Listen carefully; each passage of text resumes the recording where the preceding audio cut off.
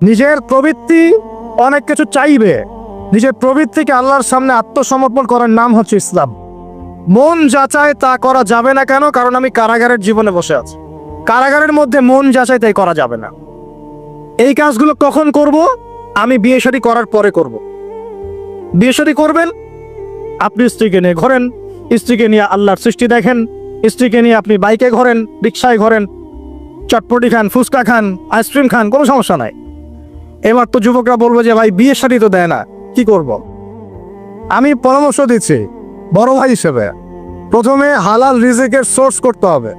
রিজিকের সোর্স না করে বিয়ে করা যাবে না, আত্মসম্মান থাকবে না। তাহলে পুরুষ মানুষের আত্মসম্মান কখন চলে যায়? যখন হাত পাততে হয় তখন। যখন আপনি রিজিকের সোর্স তৈরি করেছেন, আপনি স্বাবলম্বী, আপনি মাশাআল্লাহ মাসে 10-20-30 হাজার টাকা আর্ন করেন বা 1 লাখ 2 লাখ টাকা আর্ন করেন, আলহামদুলিল্লাহ, কারো কাছে হাত পাততে হয় না, সবাই দেখবেন আপনাকে সম্মান দিবে। যখন আপনার অন্যের কাছে হাত পাততে হবে, তখন দেখবেন স্ত্রীও সম্মান করছে না।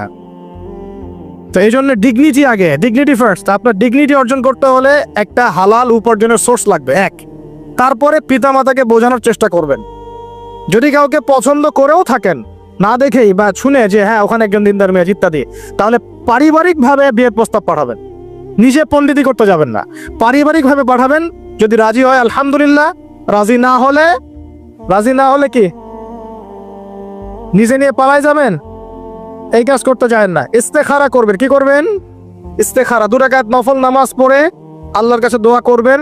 হিসনুল মুসলিম বইটা কিনবেন, ওখানে দেখবেন ইস্তেখারার দোয়া আছে।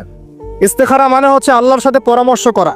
আল্লাহ, আমি এই কাজটা করতে চাচ্ছি, যদি কাজটা আমার জন্য ভালো হয়, আমার দুনিয়া আখিরাতের জন্য ভালো হয়, আল্লাহ কাজটাকে তুমি সহজ করে দাও, আল্লাহ কাজটার মধ্যে বরকত দান করে দাও। আর যদি এই কাজটা